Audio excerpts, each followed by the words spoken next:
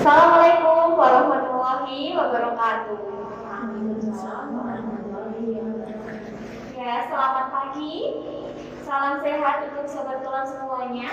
Senang sekali saya Asti kembali hadir di tengah-tengah sobat Kolam semuanya yang selalu dinantikan ya setiap bulannya Kolam Podcast. Nah, di pagi hari yang selalu dingin ini akan coba kita hangatkan dengan informasi-informasi kesehatan tentunya dan isu-isu kesehatan yang akan kami sampaikan di sini di Kolom Podcast. Terima kasih untuk Sobat Kolom yang sudah bergabung di live Instagram kami. Ya, bisa langsung klik live-nya di laman Instagram. Lalu untuk sobat-sobat Kolom yang lain yang sudah bergabung bisa langsung nanti kalau ada pertanyaan bisa dituliskan di kolom komentar yang sudah tersedia.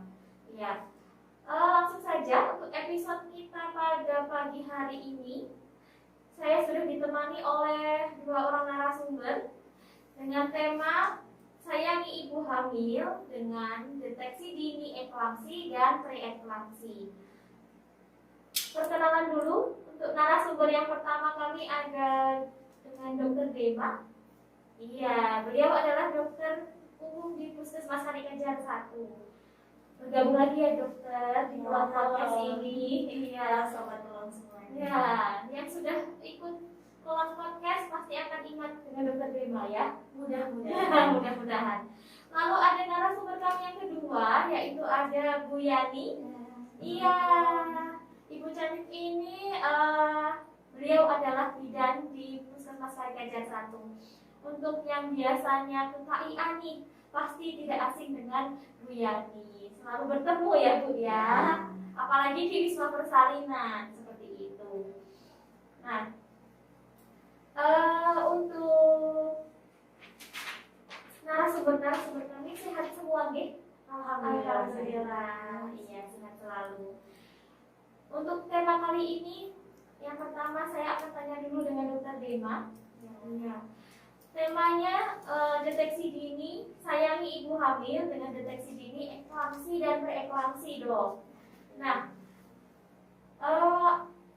apa itu eklamsi dan apa itu preeklamsi dokter? Biar sobat Kolam yang di luar sana, terutama ibu hamil, juga mengetahui istilah-istilah eklamsi dan preeklamsi ini. Pagi ya sobat Kolam sekalian, semoga tidak bosan bertemu saya lagi. Kali ini kita akan sama-sama membahas soal eklamsi dan preeklamsi. Jadi untuk eklamsi dan preeklamsi sendiri ini mungkin teman-teman sudah sering dengar. Tapi apa sih sebenarnya eklamsi dan preeklamsi? Apakah kedua barang ini sama atau tidak? Jadi ada perbedaan sedikit meskipun garis besarnya sama ya. Untuk eklamsi sendiri itu adalah hipertensi yang terjadi, hipertensi atau darah tinggi yang terjadi pada usia kehamilan lebih dari 20 minggu disertai dengan adanya gejala-gejala berat, adanya kejang untuk eklamsi. Sedangkan untuk preeklamsi itu darah tinggi tapi belum kejang, jadi belum sampai ke eklamsinya. Perbedaannya di situ, yang satu sudah kejang, yang satu belum. Perbedaan antara eklamsi dan preeklamsi ya. Yang membedakan adalah gejala dari kejangnya ibu hamil.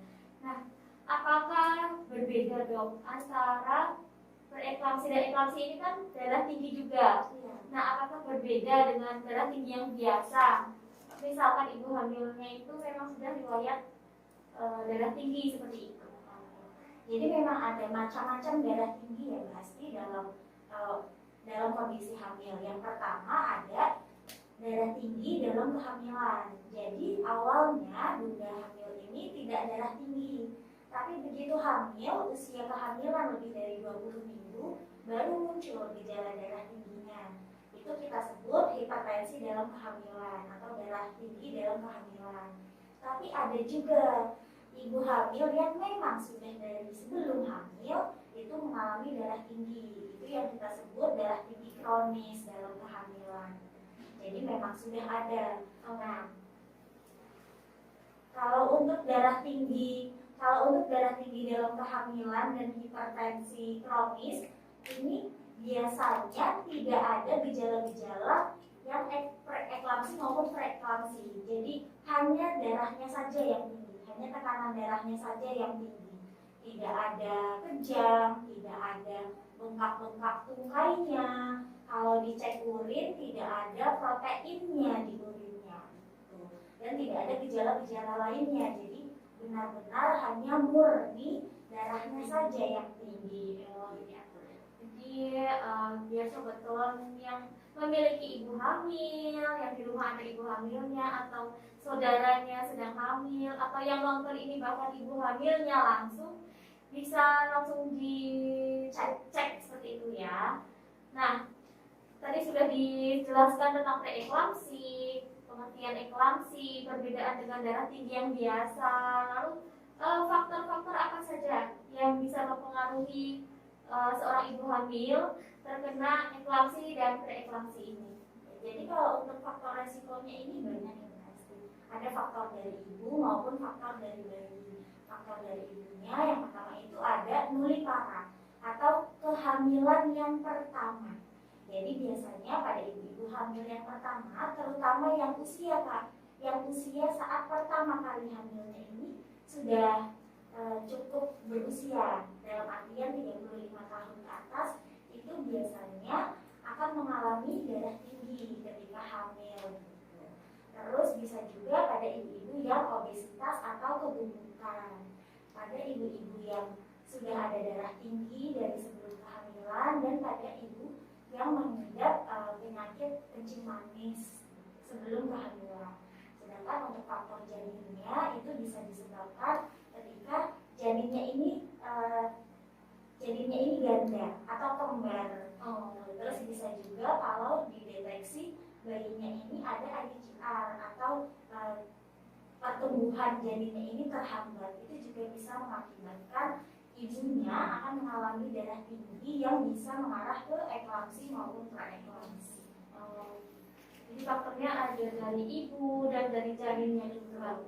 Lalu kalau misalkan dari faktor lain hidup ya, dari luar, misalkan dari makanan yang ibu makan seperti itu, apakah ada apakah bisa menjadi faktor penyebab ibu hamil terkena eklamsi atau preeklamsi? Seperti pada darah tinggi pada umumnya ya Mbak ya, jadi nggak hanya pada ibu hamil saja, tapi memang pada ibu hamil ini kan kondisinya khusus. Karena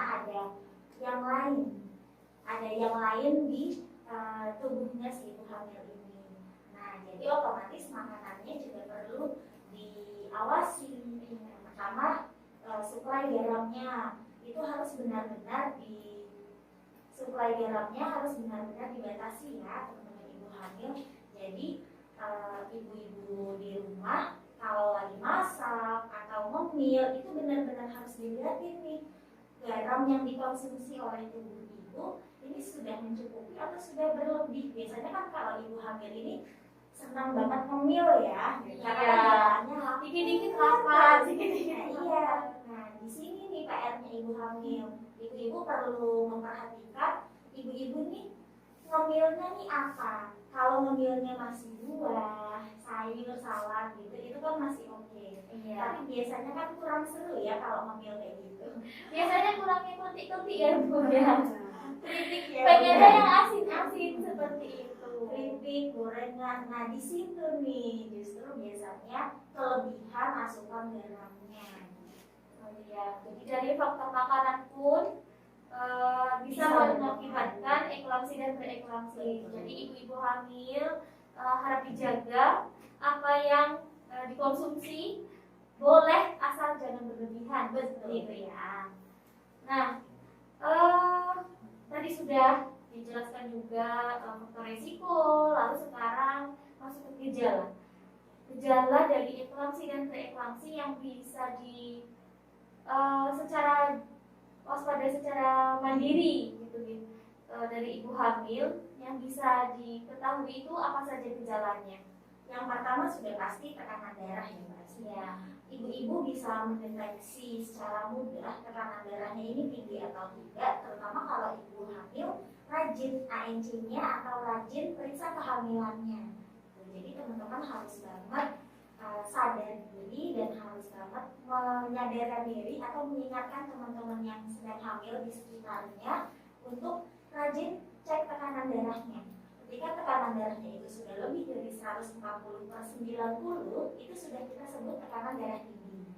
Tapi ada tapinya nih. Untuk kondisi preeklamsi dan eklamsi itu ada gejala tambahannya.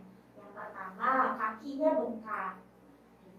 Nah, kakinya bengkak ini nggak hanya kaki bengkak yang sehari 2 hari, biasanya agak cukup lama. Tapi teman-teman sudah perlu waspada nih ibu hamil ketika ibu hamil melihat kaki saya bengkak, gitu. Diperiksakan saja ke fasilitas kesehatan terdekat. Mungkin yang di wilayah Kalikajar bisa datang ke Puskesmas Kalikajar 1. Nanti akan kami periksa ini bengkaknya apakah bengkak yang mengarah ke preeklamsi atau eklamsi ataukah hanya bengkak biasa.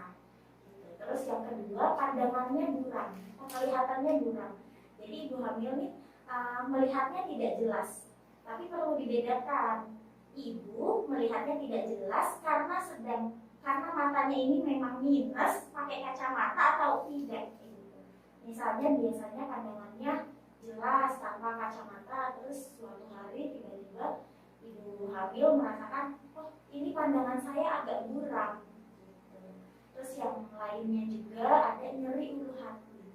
Jadi nyeri di perutnya tiba-tiba mual atau pusing berlebih. Jadi tiba-tiba pusing mendadak yang sampai pandangannya buram, terus sesak nafas, dilihat kakinya bengkak. Nggak perlu nunggu besok, harus langsung datang ke fasilitas kesehatan terdekat.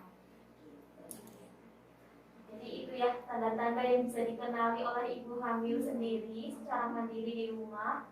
Biar lebih waspada, langsung memeriksakan kehamilannya ke fasilitas kesehatan yang terdekat. Nah tadi yang bisa menyebabkan eklamsi dan preeklamsi kan ada dari janin, dari ibu, seperti itu ya. Apakah kasus preeklamsi ini dapat menyebabkan komplikasi untuk ibu dan janinnya? Seperti itu dokter. Kalau untuk komplikasi cukup banyak ya Kak ya. Salah satu komplikasi yang paling kita hindari untuk preeklamsi itu kita hindari untuk dia menjadi eklamsi. Karena ketika sudah eklamsi maupun sudah preeklamsi, komplikasi yang paling kita cegah juga itu adalah kematian ibu. Karena preeklamsi dan eklamsi ini menyumbang cukup banyak kasus di angka kematian ibu. Biasanya sekitar 500.000 kasus sampai 600.000 kasus kematian ibu di negara berkembang. Itu salah satu penyebabnya adalah preeklamsi maupun eklamsi. Lalu komplikasi yang lain itu juga kondisi darah tingginya ini berkelanjutan. Jadi tidak hanya ketika hamil, tapi sampai setelah melahirkan pun ibu masih bisa ada kondisi darah tinggi dan bisa kejangnya juga itu masih bisa sampai ke setelah melahirkan.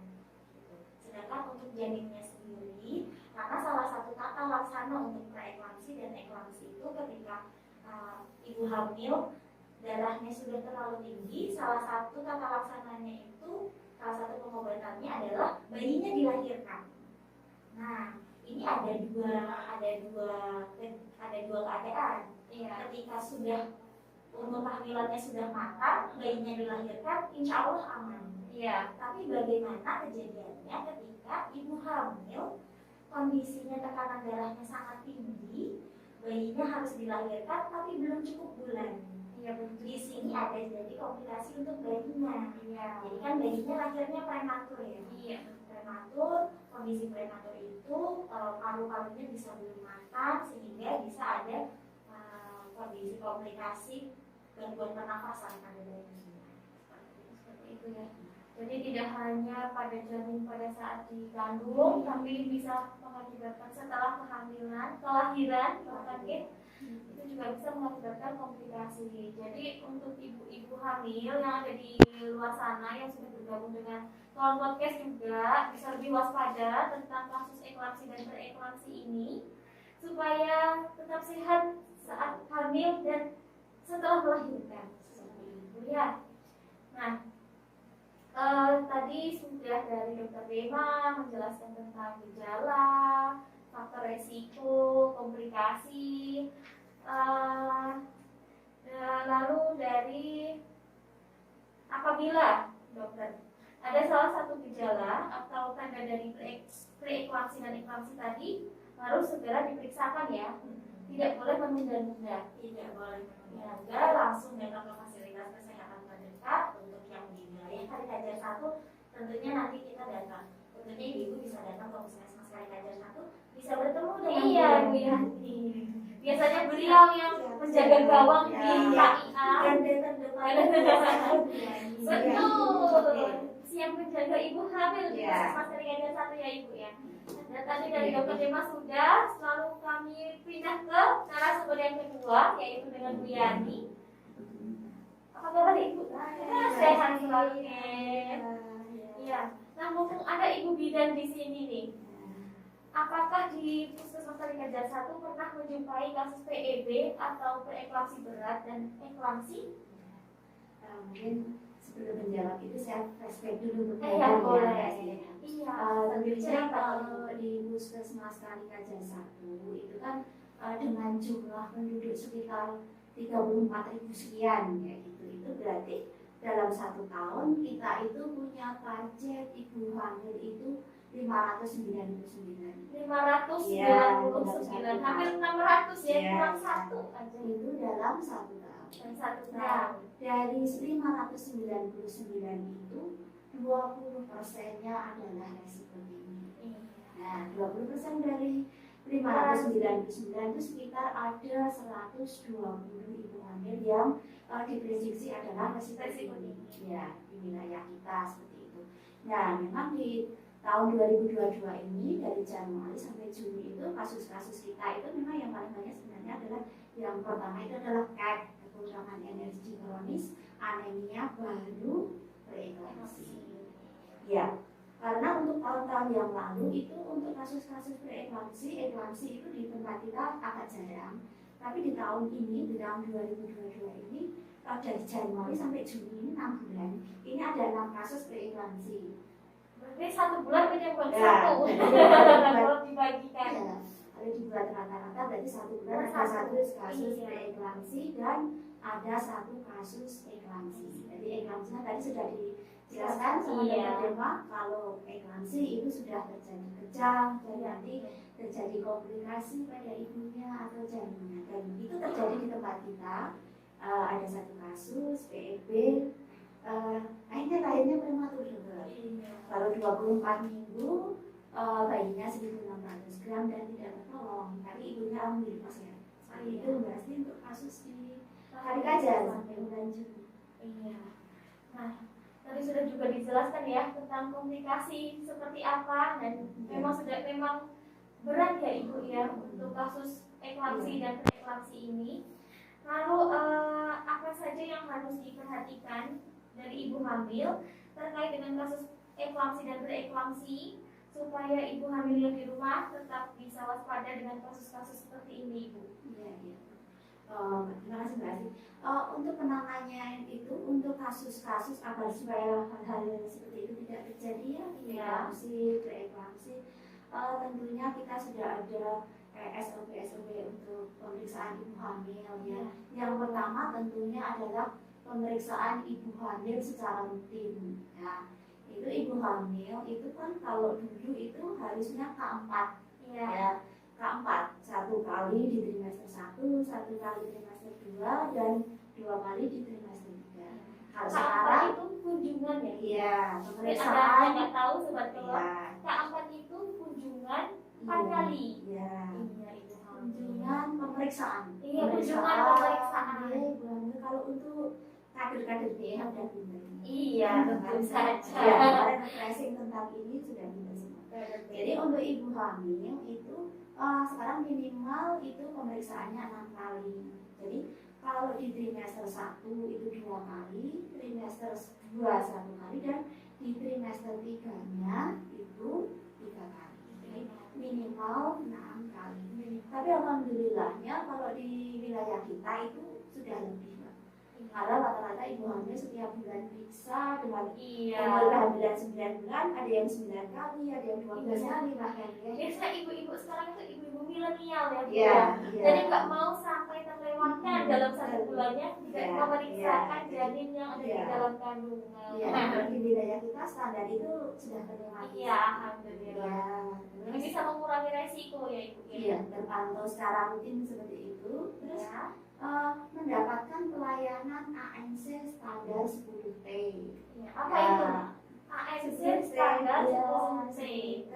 Itu ada ditimbang, ya, timbang, terus ukur tinggi badannya, ya, dipantau tensinya, tinggi fundus uterinya. Tinggi fundus itu untuk mengetahui umur kehamilannya besar atau kecil, atau pertumbuhannya janin atau gimana, seperti ini ya. Terus imunisasi TT gitu. Ya, tetanus toksik itu ibu hamil. Terus tentukan lingkar lengan atas, kek atau ya, seperti itu. Terus tes laboratorium itu harus cek laboratorium juga kan? Ya, terus nanti dari 10 T sudah terlayani semua. T yang terakhir itu adalah ringkasan dari TT semuanya itu. Temu bicara dalam rangka rujukan atau konseling. Jadi dari T tadi itu akan disimpulkan, oh ini normal, oh ini rujukan, oh ini fisiologis, patologis, ya dokter ya, seperti itu. Itu tindakan yang keduanya yaitu ANC, terus layanan 10T ya. Tidak lupa lagi ibu hamil harus cek laboratorium. Nah, ini wajib. Harus wajib untuk ibu hamil, saudaranya di rumah atau bapak suaminya. Bapak dari ibu hamil. Nah, bapak dari ibu hamil ini bisa deh untuk mengantarkan istri terjemahnya ke fasilitas kesehatan untuk dilakukan ANC.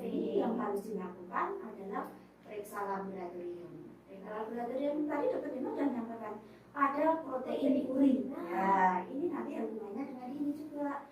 Jadi trimester 1 itu ibu hamil harus dicek laboratorium dulu. Lengkapnya itu meliputi golongan darah, HB, ya, pasti HB itu untuk tahu ibunya anemia atau tidak, seperti itu. Terus ada pemeriksaan laboratorium triple A.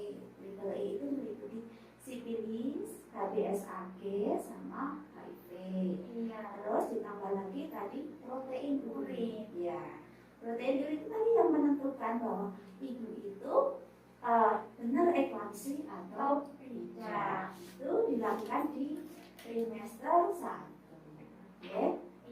Terus di trimester 3 ini kan untuk persiapan persalinan juga. Iya, betul. Jadi untuk proses persalinan ibunya harus disiapkan itu cek laboratorium, tapi tidak semua pasti itu hanya HB itu untuk memastikan kondisi ibu menjelang persalinan itu anemia atau tidak. Iya. Protein urinnya positif atau enggak. Jadi nanti untuk akhirnya dokter ya ini nanti proses persalinannya dia eklamsi atau tidak. Ya. Kalau yang melakukan yang lain itu kalau ada indikasi. Kalau nggak ada indikasi cukup 2. Kalau pas menjelang persalinan seperti itu ini banyak nanti urutannya apa yang harus dilakukan ibu hamil supaya nanti bisa melewati proses persalinan, ibunya sehat, bayinya sehat ya. Iya. Itu tadi periksa layanan ANC 10T, terus periksa laboratorium ya. Terus lanjut lagi konsultasi dengan dokter. Nah, itu juga sekarang itu ada namanya program ANC terpadu. Nah, ini diakhiri dengan konsultasi ya, dokter.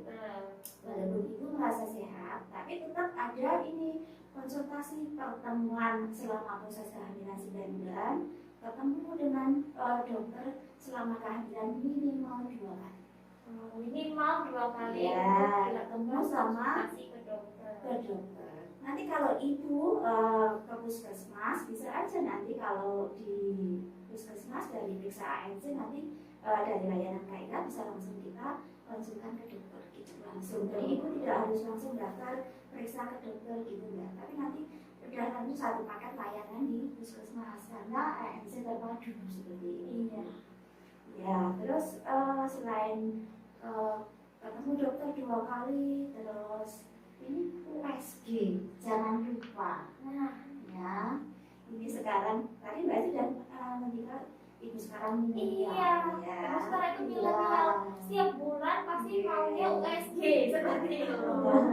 Kalau di sini standarnya selama kehamilan minum cukup 2 kali aja. Cukup 2 kali ya.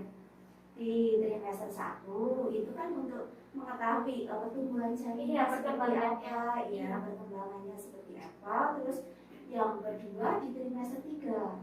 Trimester 3 itu untuk mengetahui taksiran berat janinnya, presentasi kepalanya udah bener apa belum, kepala apa bokong, gitu ya. Mengetahui posisinya. Mengetahui posisi, terus hari-harinya nempelnya di sebelah mana. Jadi nanti pas ketahuan semuanya normal bu, gambarannya normal, nanti mudah-mudahan bisa di whisper aja, itu kan lebih tenang sih. Iya. Itu yang rangkaian pemeriksaan rutin seperti itu. Jangan lupa nutrisinya. Nah, tadi juga sudah dibicarakan dengan dokter Deta. Faktor-faktor resiko PEP juga ada dari faktor makanan, pola makan ya dokter ya. Jadi makannya. semua prosedur pemeriksaan sudah dilakukan, di rumah pola makannya tidak dijaga. Nah, itu dia juga bisa menyebabkan gitu. Itu pola makan itu harus dijaga. Tadi pola makan yang seperti apa untuk menghindari PEP tadi sudah disampaikan sama dokter Jema. Iya. Ya, tidak lupa lagi dukungan psikologis. Nah, biar supaya tidak stres gitu ya ibu hamilnya. Itu tetap harus ada dukungan. Dukungan psikologis dari suami atau anggota keluarga yang lain itu sangat mendukung kesehatan ibu hamil Mbak Asti seperti itu. Selain itu dukungan keluarga, persiapan dana, ya kan? Sudah hamil tapi belum persiapan dana, ya kita harus siapkan juga. Jadi untuk ibu hamil yang ada di luar sana yang punya BPJS, tolong siapkan kartu BPJS-nya, KK, KTP itu difotokopi, disimpan masuk kantas, nanti sewaktu-waktu proses persalinan dibutuhkan sudah siap. Terus yang terakhir mungkin aktif mengikuti kelas ibu hamil besar. Semua desa di wilayah Kalikajar 1 sudah menganggarkan kegiatan kelas ibu hamil pakai dana ADD juga. Terima kasih untuk dukungannya dari Pak Lurah yang menggunakan dana ADD dan untuk penanganan pelayanan ANC di desanya masing-masing. Mungkin itu plastik yang harus diperhatikan. Iya, itu sebagai bentuk upaya untuk mencegah terjadinya eklampsi dan preeklampsi. Tadi ada pemeriksaan minimal 6 kali kunjungan pemeriksaan ke fasilitas kesehatan, ditambah dengan 2 kali minimal konsultasi ke USG ya. Iya, dilakukan USG minimal 2 kali. Yang pertama di trimester 1 dan yang kedua di trimester 3. Iya. Nah, kalau misalkan ibu sudah ibu hamil, sudah didiagnosa seperti itu, ibunya memiliki preeklampsi, ada faktor-faktor yang menyebabkan ibu itu preeklampsi seperti itu bu. Apa yang bisa diupayakan untuk ibu hamil tersebut agar tidak menjadi eklampsi? Tadi termasuk pemeriksaan rutin, pengawasan dokter itu memang harus dijalankan. Selain itu mungkin kita di lapangan itu ada yang namanya kader PIH, kader pendamping ibu hamil. Nah, ada kader pendamping ibu hamil. Jadi setiap ibu hamil memiliki kader gitu ya? Iya, punya pendamping. Punya pendamping. Iya, selain dari suami juga ada kadernya yang mendampingi. Iya, itu di wilayah kita ada dari ibu-ibu kader ibu hamil atau kader PIH ini peranannya sangat besar. Terima kasih sekali dalam upaya penurunan AKB di Kalikajar ini.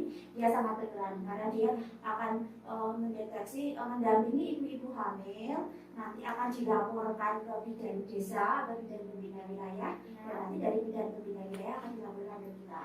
Nah, dari kita nanti akan kita evaluasi, oh ini mana yang perlu dipantau, perlu dievaluasi. Dari puskesmas akan muncul kegiatan penjaringan ibu hamil resiko tinggi. Oh, ibu hamil pun ada penjaringan. Iya, itu dengan harapan adanya penjaringan ibu hamil resiko tinggi itu semua ibu hamil kasus resiko tinggi ini akan terpantau oleh bidan. Dan nanti tidak akan terjadi keterlambatan dalam penanganan maupun dalam rujukan. Itu dia yang harus diperhatikan juga ya. Tentang penanganannya jangan sampai terlambat. Itu sistem rujukannya juga jangan sampai terlambat. Nah, dengan itu AKB-nya di Kalikajar 1 bisa ditekan. Oke, terima kasih Ibu. Terus yang terakhir, apakah program-program di Puskesmas Kalikajar 1 tentunya yang khususnya untuk menangani ibu hamil yang bisa mencegah preeklampsi dan eklampsi ini apa saja program yang ada di Puskesmas Kalikajar 1? Tadi sebagian besar tadi sudah saya sebutkan ya, tadi tentang kader pendamping ibu hamil, kader PIH, itu tugasnya untuk mendampingi ibu hamil resiko tinggi di masyarakat. Terus ada lagi kemitraan bidan dan ibu bayi. Jadi bidan sama ibu bayi bermitra untuk mendampingi ibu hamil. Karena apa? Ibu bayi itu adalah tokoh masyarakat. Apa yang diatur, apa yang dingendikake itu pasti masyarakat akan sedikit daru. Seperti itu. Ya, itu pembicaraan bidan dan ibu bayi. Nah, untuk program-programnya puskesmas itu biasa kita tadi sudah saya matur penjaringan ibu hamil, resiko tinggi, ANC kelas seperti itu. Itu adalah kegiatan-kegiatan dalam upaya untuk menjaring resiko tinggi kehamilan, khususnya tadi yang kita bahas eklampsi dan preeklampsi. Nah, untuk ibu-ibu hamil atau sobat kolon yang memiliki ibu hamil di rumahnya, bisa ya Bu ya ikut ANC kelas? Iya. Ini di setiap desa ya Bu? Ya, di setiap desa rutin dilaksanakan 1 bulan satu kali untuk ANC kelas ini atau kelas ibu hamil. Jadi di sana bisa dipantau juga ya Bu ya? Untuk kesehatan dari ibu hamilnya ini, jadi bisa mencegah adanya kejadian eklampsi dan preeklampsi. Oke, terima kasih untuk Dr. Dema dan Bu Yani yang sudah menemani sobat kolon semuanya di hari Kamis ini. Dan kita masuk ke sesi Q&A atau tanya jawab yang sudah dipersilakan dari tadi ya. Sudah ada pertanyaan belum yang masuk tentang tema kita pada pagi hari ini? Atau sobat kolon yang masih penasaran apa itu eklampsi, yang ketinggalan biasanya ya, eklampsi, preeklampsi itu apa, bisa langsung menuliskan pertanyaannya di kolom komentar yang sudah tersedia. Tidak ada pertanyaan? Mungkin kita tunggu dulu kali ya. Boleh. Mungkin masih mikir. Bisa. Tanyanya apa? Iya.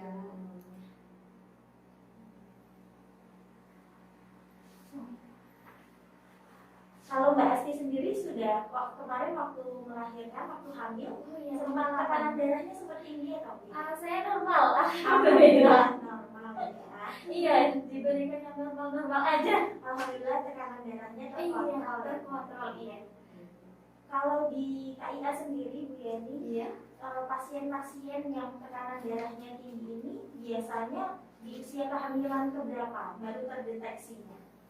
Kalau ini munculnya itu biasanya awal-awal sudah masuk trimester 2 gitu, berarti setelah 16 minggu ke atas seperti itu, dan sebagian besar itu usia ibu itu memang sudah di atas 35. Tadi sudah Berarti sampai tadi iya, kita asal sesuai teori dan ya. kenyataan real di lapangan itu memang nyambung. Memang nyambung. Iya.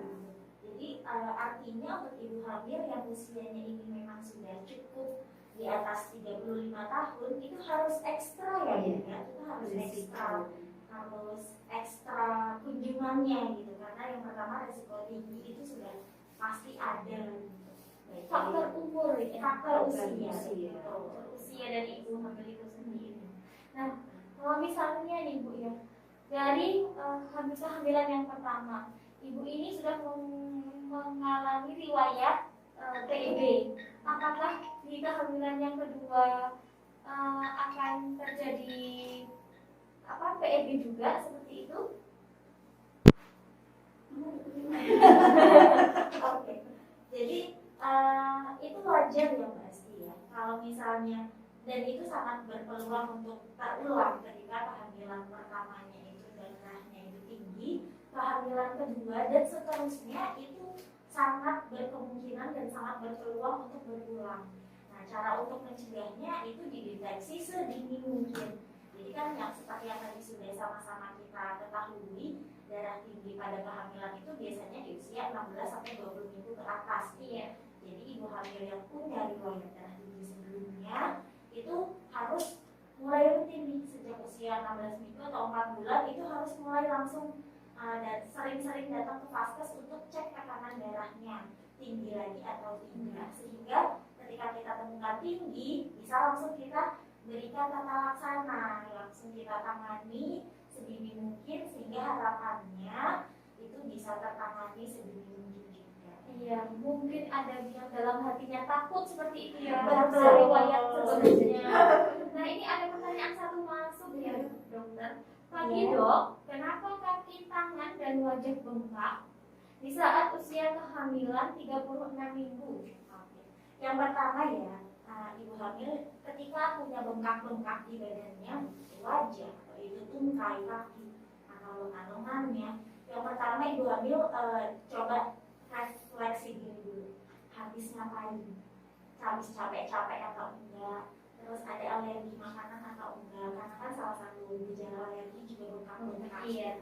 Terus yang kedua, kalau semuanya enggak nih, tidak habis kecapean, tidak habis jalan jauh, tidak punya alergi makanan, datang ke fasilitas kesehatan untuk cek tensi, karena bengkak-bengkak itu adalah salah satu gejala dari tekanan darah tinggi yang bisa mengarah ke eklamsi maupun preeklamsi nanti. Ketika dicek tekanan darahnya itu normal, berarti kemungkinan hanya dari adanya kebocoran-kebocoran dari kapiler saja. Tapi ketika tekanan darahnya tinggi, itu kita cek nanti protein urinnya. Ketika protein urinnya positif, itu bisa langsung kita jalankan SOP preeklamsi atau preeklamsinya. Jadi benar-benar harus dicek dulu Bu. Untuk penyebabnya kenapa, yaitu harus dicari lagi sendiri terlebih dahulu, habis kelelahan atau tidak, tekanan darahnya ada yang tinggi atau tidak. Sudah terjawab ya dari pertanyaan tadi dengan Dokter Bema. Apakah ada pertanyaan lain masuk? Mungkin tadi Mbak Asti ada pertanyaan ke Dokter Bema. Kenapa umur kehamilan 36 minggu bengkak ya Dokter? Iya. Ya, untuk memastikan tadi sudah Dokter Bema tentukan tensinya, protein urinnya seperti apa nih Dokter. Kalau memang tensinya tinggi, protein urinnya positif, ya memang eklamsi seperti itu. Kalau di lapangan, ya di lapangan itu memang umur kehamilan 36 minggu itu ibunya baik banyak kejadian juga dokter, umur kehamilan 36 minggu itu ditensi dia tensinya normal, protein urinnya dia negatif, berarti semuanya normal fisiologis, tapi ada bengkak di kaki seperti itu. Nah setelah ternyata di umur kehamilan 36 minggu itu kepalanya sudah masuk panggul. Oh, bisa. Jadi Bisa kan seperti sirkulasi itu ya. darahnya terganggu, makanya kakinya iya. Jadi itu penanganannya juga beda. Oh, itu masuk di apa? Misalnya kasus apa kalau di KIA? Gimana? Kalau misalkan 36 minggu sudah masuk panggul, terjadi bengkak, itu apakah berbahaya atau tidak? Itu kan sirkulasi darahnya nggak lancar ya dokter, karena kepalanya itu sudah masuk ke panggul seperti itu ya. Mungkin dengan istirahat kakinya diangkat, jadi posisi tidurnya justru kepala sama kaki itu lebih tinggi kaki. Nah, itu bisa jadi Ya, solusi ya. jadi tidak semuanya kakinya bengkak atau aku inflamasi. Nah, Pastikan dulu. biasanya tuh seperti itu Bu. Kalau Ya. saya dulu waktu hamil juga seperti itu, kakinya masih tak lihat. Kakinya saya ini bengkak apa enggak seperti itu. Iya, iya. Takut soalnya ya. Iya, sudah terjawab. Tadi bisa di rumah ibu hamilnya tidurnya posisinya kakinya lebih tinggi daripada kepala. Ya, sirkulasi darahnya lancar seperti itu ya. Oke, ada pertanyaan lagi masuk. Nah, apakah usia ibu hamil dapat menyebabkan preeklamsi? Dan yang nomor 2, bagaimana resiko hamil di usia 40 tahun? Mau Bu Yani atau Dokter Dema yang menjawab? Nanti saya nambah-nambah ya. Tadi sudah kita singgung juga Iya. ya, pastinya. Memang untuk kehamilan lebih dari 35 minggu itu menjadi resiko untuk terjadinya tekanan darah tinggi, baik tekanan darah tinggi dalam kehamilan ataupun yang sudah masuk sampai ke preeklamsi maupun eklamsi. Resiko usia hamil 40 tahun sama dengan resiko usia hamil lebih dari 35 tahun. Yang pertama, tekanan darah bisa tinggi. Yang kedua, kondisi ibunya sudah tidak terlalu fit. Jadi memang usia lebih dari 35 tahun itu sudah termasuk ibu hamil dengan risiko tinggi. Sehingga ibu hamil yang dengan risiko tinggi ini perlu untuk sadar diri dan minta pendampingan baik dari kader maupun dari suaminya untuk lebih rajin lagi periksa kesehatan. Apakah masih amankah untuk usia 40 tahun ini untuk bisa hamil seperti itu Ibu?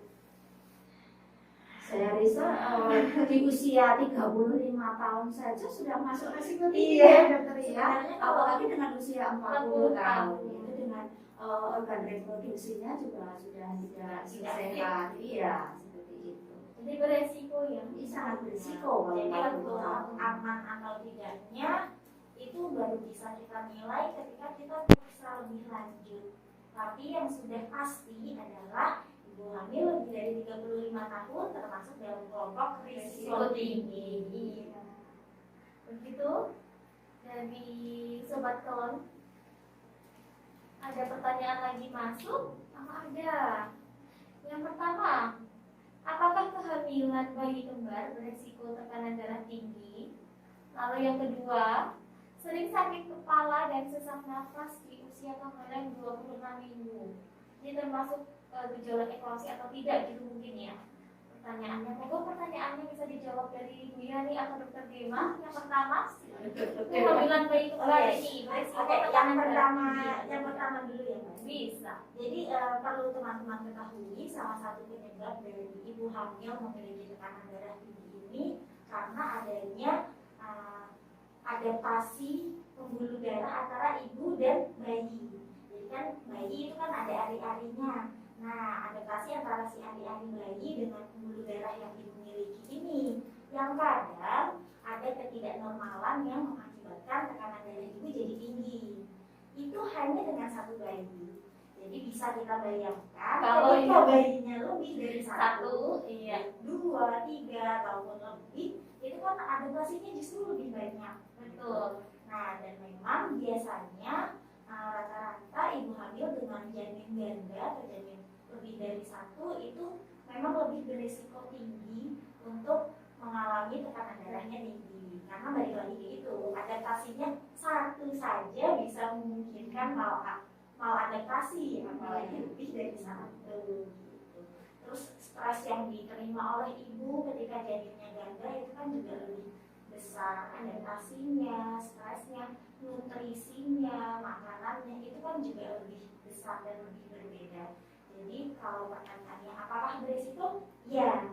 Dan ibu hamil dengan janin lebih dari satu itu juga termasuk kelompok berisiko lebih tinggi. Terus Bu Yani mau nambahin dulu? Itu udah cukup sampai itu karena memang dengan adanya bayi kembar itu sistem kardiovaskular dari ibu juga beban kerjanya bertambah ya dokter ya. Lebih harus iya lebih besar kerjanya jantungnya itu. Iya. Terus pertanyaan kedua ya, sesak nafas dan pusing. Tadi usia 26 minggu. Yang pertama sudah ANC atau belum? Nah, sudah periksa kehamilan atau belum Bunda? Terus ketika sudah periksa kehamilannya 26 minggu, hasil tensinya bagaimana? Hasil periksa kehamilannya ada yang abnormal atau tidak? Normal semua atau tidak? Cek laboratoriumnya sudah atau belum? Karena untuk pusing dan sesak nafas itu kan cukup banyak penyebabnya. Pada ibu hamil pun tetap cukup banyak. Yang paling sering kalau untuk pusingnya ibu hamil 26 minggu ternyata anemia. Nah, jadi baru saya sadar tadi juga ya anemia. Jadi dianggapnya pusing-pusing biasa ini mah karena kecapean aja. Ternyata ibu anemia dan ibu belum pernah cek darah. Nah itu yang perlu dilakukan. Jadi ketika ada keluhan sebaiknya ibu hamil di rumah maupun teman-temannya yang punya ibu hamil langsung diminta untuk cek ke fasilitas kesehatan terdekat. Kalau dikalikan jalur 1 nih kita buka Senin sampai Sabtu ya. Iya. Pelayanan KIA Senin sampai Sabtu. Full 1 minggu. Iya.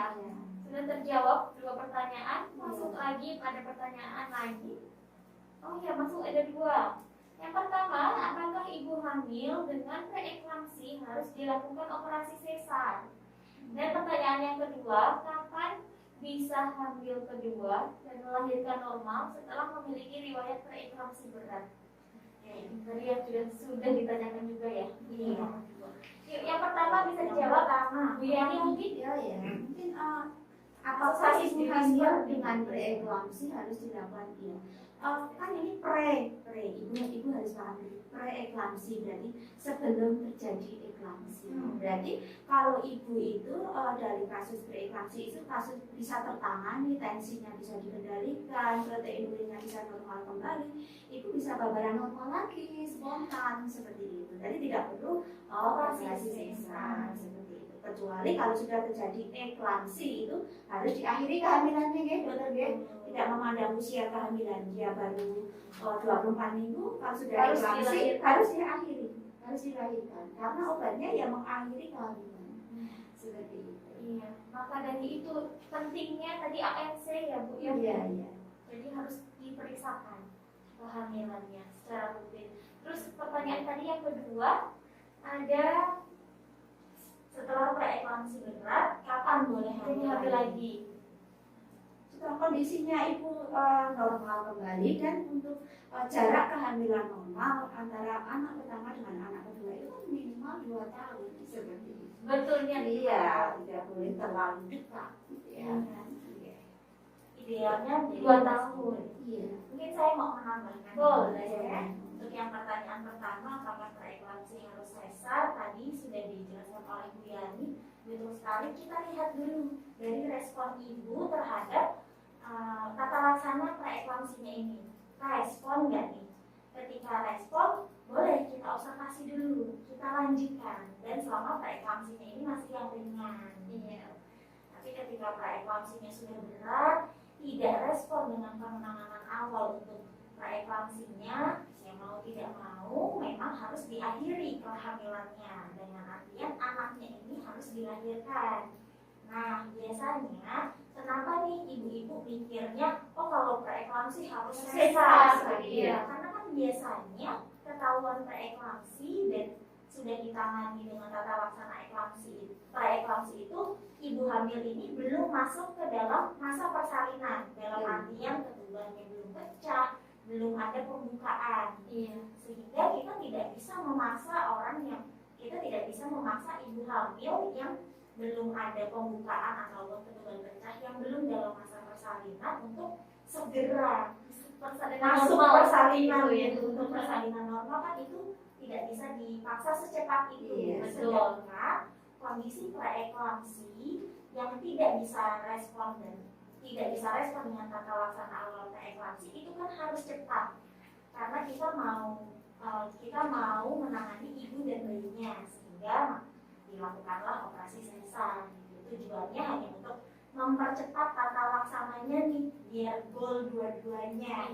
Untuk menyelamatkan ibu dan bayi. Jadi memang tidak semua disesar, bergantung ke respon pengobatannya ibu terhadap tata laksana si preeklamsi itu sendiri di awal. Terus untuk yang preeklamsi berat tadi juga sudah dijelaskan oleh Bu Yani, itu memang jarak idealnya 2 sampai 3 tahun ya Bu ya, karena seperti yang sudah tadi kita bicarakan juga, preeklamsi berat ini bisa sampai ke setelah melahirkan pun tekanan darah masih tinggi. Jadi itu perlu ibunya ini perlu kita balikin dulu nih ke kondisi fresh awalnya. Jadi jangan cepat-cepat. Juga jangan lupa untuk memeriksakan selalu kehamilannya ke fasilitas kesehatan. Ada lagi pertanyaan masuk? Ya, satu dulu. Apakah preeklamsi berat bisa berulang di kehamilan berikutnya? Nah, baru saja dibahas ya.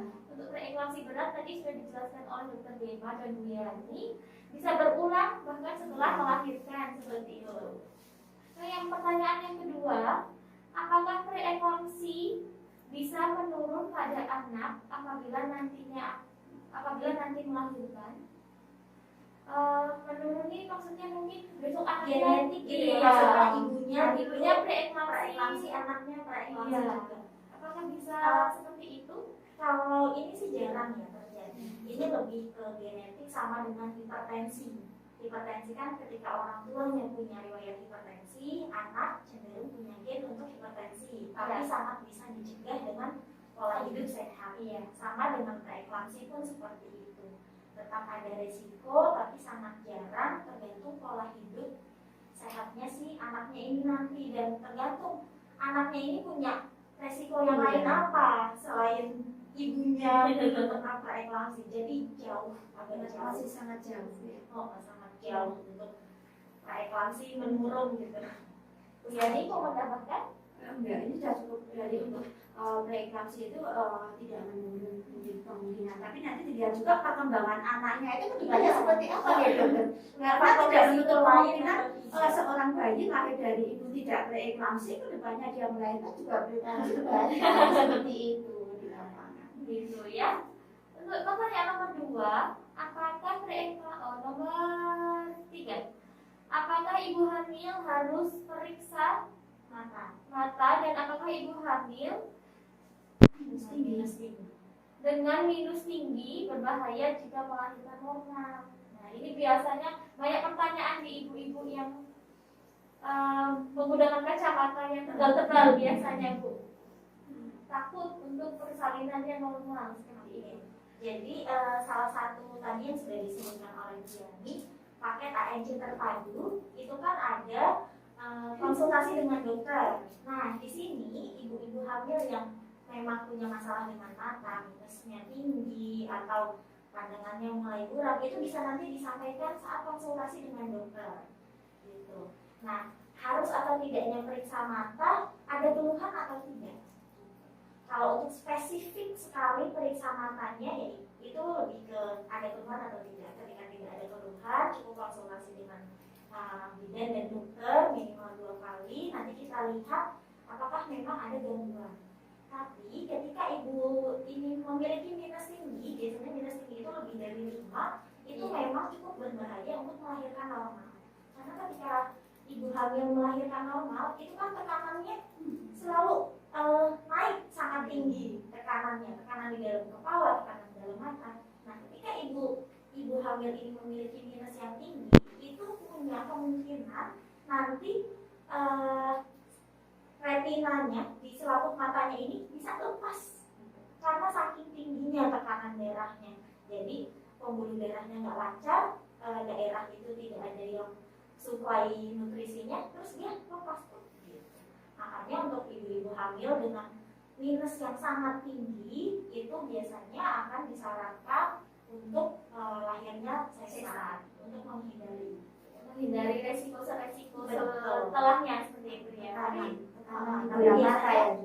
biasanya untuk ibu-ibu yang hamil dengan minus tinggi itu nanti akan ada kolaborasi lebih lagi. Jadi tidak hanya bidan puskesmas dan dokter puskesmas saja. Biasanya nanti kita konsultasikan ke dokter spesialis kandungan, dan jika memang diperlukan kita akan kolaborasi dengan dokter spesialis anak juga. Seperti itu untuk penanganannya ya. Apakah masih ada masuk pertanyaan? Masih banyak. Terima kasih untuk antusiasnya kebetulan semuanya. Jadi seru tuh. Yang pertama, apakah kelahiran secara sesar bisa lebih dari 2 kali?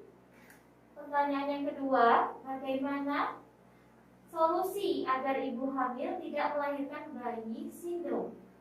Yang ketiga, berapa lama efek dari preeklamsi setelah melahirkan? Nah, pertanyaan nomor pertama bisa dijawab Bu Yani atau Dokter Dema? Bu Yani, monggo. Apakah kelahiran secara sesar bisa lebih dari 2 kali? Ya. Kalau untuk melahirkan sesar itu alangkah baiknya itu tidak lebih dari 2 kali. Ya. Karena apa? Dengan ibu melahirkan sesar, anak pertama sesar, otomatis kelahiran kedua pun akan sesar.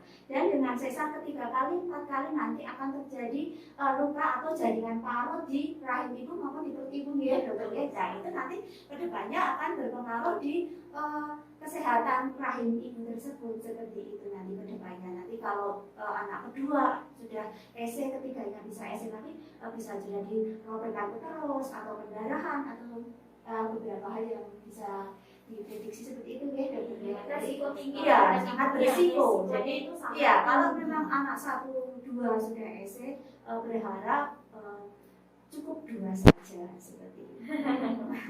Termasuk saya berarti. Karena saya termasuk ibu hamil dengan riwayat EC.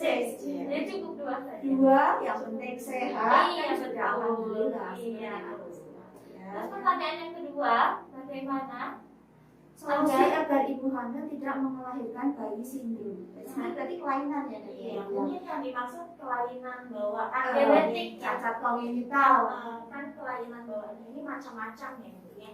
Tapi kalau untuk solusi untuk mencegah tidak melahirkan bayi sindrom, yang paling utama KEC rutin. Periksa kehamilan secara rutin, jadi kita bisa deteksi dini apabila ada kelainan pada ibu maupun pada janin.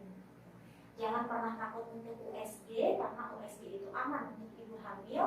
Jadi kita benar-benar bisa mendeteksi dini. Ketika ada kelainan pada janinnya, bisa kita tangani lebih cepat, lebih dini. Solusinya ANC rutin. Iya. Terutama mungkin juga difokuskan di trimester 1 ini. Di trimester 1 itu masa gestasi, itu masa pembentukan jaringan itu akan mempengaruhi pertumbuhan janin ke depannya itu atau sempurna. Jadi makanya kalau trimester 1 itu kan untuk ANC-nya juga lebih banyak dari trimester 2. Iya, tadi trimester 1 harus 2 kali ANC. Itu bisa mencegah terjadinya ini ya, Bu ya. Kelahiran bayi dengan mungkin cacat seperti itu, kelainan kongenital atau cacat bawaan. Yang penting lagi ya, Bu, jangan hanya ANC ya, Bu. Vitamin yang diberikan ya diminum, Fe, asam folatnya. Biasanya ibu-ibu hamil kan banyak yang mual seperti itu ya, jadi untuk minum obat itu malas seperti itu mungkin. Dan fakta menariknya ya, Mbak Asti dan Bu Yani, fun fact-nya, jadi untuk asam folat ini tidak hanya dikonsumsi oleh ibu hamil, bahkan teman-teman nih yang baru menikah tapi sudah ada rencana mau punya anak, itu bisa banget konsumsi asam folat mulai dari sebelum hamil gitu. Jadi sudah siap nih, sudah benar-benar siap rahimnya, suplemen ibunya, nutrisinya ini sudah sangat siap untuk pembentukan bayi. Itu juga salah satu solusi yang bisa kita berikan. Kalau ada yang bertanya gimana cara mencegah nih, konsumsi suplemennya ANC yang rutin. Iya, itu solusinya pertanyaan yang kedua. Untuk pertanyaan yang ketiga, berapa lama efek dari preeklamsi setelah melahirkan? Mungkin kehamilan yang pertama tadi ya sudah kita bahas preeklamsi apakah berlanjut ke kehamilan yang kedua seperti itu ya, sudah berkali-kali kami sampaikan. Bu Yani menegaskan lagi mungkin bagaimana. Ini yang pertanyaan yang ketiga. Iya, yang tadi apakah preeklamsi akan terulang? Iya. Kalau preeklamsi untuk biasanya ini selesainya kapan? Iya. Pertanyaannya sampai kapan? Sampai kapan? Preeklamsi ini akan berakhir setelah terjadi proses preeklamsi seperti itu, dokter. Ini tidak bisa ditentukan, tergantung dari daya tahan tubuh seseorang itu beda-beda. Iya, itu beda-beda. Ada yang ibu dengan eklamsi itu sampai masa nifasnya belum sembuh juga masih banyak. Kita mengadakan pengawasan seperti itu juga ada di lapangan. Jadi kita tidak bisa memastikan, oh ini nanti 2 minggu setelah melahirkan sembuh atau 3 minggu. Kita tidak bisa memastikan. Tergantung dari daya tahan tubuh ibu tersebut, terus cara kita pengawasannya, pengobatannya seperti itu. Betul sekali. Dipengaruhi juga dengan respon ibu gitu. Saat preeklamsi ini kan masih hamil. Nah, responnya selama masa hamil ini bagaimana? Terus nanti kita cek lagi respon setelah melahirkan ini bagaimana. Jadi memang sangat variatif di setiap orang bagaimana responnya terhadap pengobatan itu. Karena tidak sedikit juga kasus ibu yang menjadi darah tinggi berkelanjutan setelah saat hamilnya itu preeklamsi ataupun hipertensi gestasional, hipertensi dalam kehamilan, malah jadi berlanjut hipertensi. Itu jadi memang benar-benar sangat bervariasi setiap orang. Tapi jangan takut untuk ibu ya, karena sudah ada fasilitas kesehatan. Apabila nanti di kehamilan yang pertama riwayat preeklamsi, takut untuk kehamilan kedua seperti itu jangan khawatir, karena dari kami tenaga kesehatan juga sudah ada seperti itu ya solusi-solusi untuk kehamilan riwayat dengan preeklamsi. Kita akan selalu mengupayakan yang terbaik. Masih ada pertanyaan masukkah dari Sobat Kelon? Oke. Sepertinya antusias Kelon kali ini luar biasa ya, habis manis kayaknya. Karena yang di sini cewek-cewek semua. Memang pembahasan soal ibu hamil nih Karena tidak akan seru. pernah habis. Iya. Nggak habis, nggak pernah akan selesai. Nah begitu. Karena juga mungkin dari remaja-remaja juga yang baru menikah juga penasaran seperti itu ya. Jadi bisa mencegah apa yang bisa dicegah dari sekarang. Gitu. Apakah ada yang mau disampaikan pesan-pesan dari Dr. Bima atau Bu Yani untuk Sobat Kelon semuanya di luar sana, terutama ibu hamilnya? Monggo dari Ibu Yani. Pesan-pesannya Sahabat Kelon, terutama ibu hamil di wilayah Kalimantan 1 yang kami sayangi, mudah-mudahan ibu selalu hadir di kelas ibu hamil di desanya, karena di situ itu nanti akan update tentang pengetahuan tentang kehamilan, kesalinan, perawatan bayi seperti itu, dan rajin memeriksakan kehamilannya seperti itu. Saya doakan mudah-mudahan ibu hamil yang di luar sana bisa melewati kehamilan, persalinannya, dan nanti melahirkan sehat, ibunya sehat, bayinya sehat. Dan tak lupa untuk kader pendamping ibu hamil di wilayah Kalimantan 1. Terima kasih untuk dukungan dan supportnya untuk program-program KIA di wilayah Kalimantan 1, sehingga angka kematian ibu dan angka kematian bayi di wilayah Kalimantan 1 bisa ditekan, dan ke depan mudah-mudahan di tahun 2022 Kalimantan 1 zero aki. amin. Ya. Amin. Terima kasih. Wassalamualaikum. Ya, lanjut Dr. Dema, ada pesankah untuk ibu-ibu hamil yang di luar sana dan Sobat Kelon? Oke, Sobat Kelon yang sedang hamil maupun yang dekat dengan ibu hamil, terima kasih sudah bergabung. Saran dari saya, ANJ yang rutin, jangan pernah takut untuk datang ke fasilitas kesehatan untuk memeriksakan kehamilan ibu-ibu. Perhatikan nutrisinya, ayo kita jadi ibu hamil yang sehat dan cerdas. Iya, terima kasih untuk dua narasumber kami, Bu Yani dan Dr. Dema. Sampai jumpa di Kelon Podcast selanjutnya.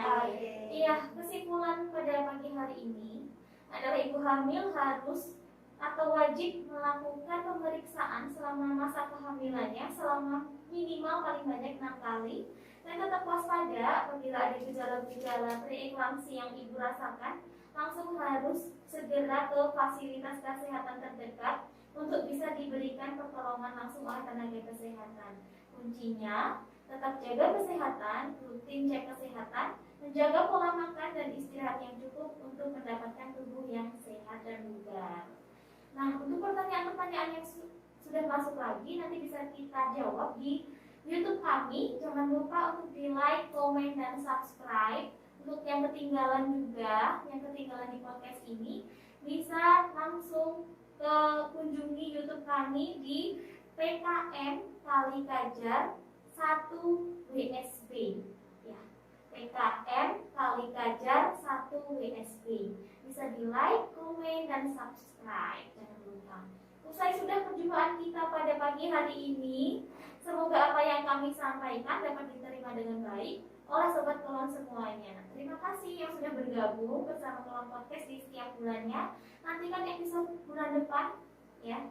Sama seperti sebelum-sebelumnya akan ditemani dengan saya. Tetap semangat dan jaga kesehatan. Assalamualaikum warahmatullahi wabarakatuh.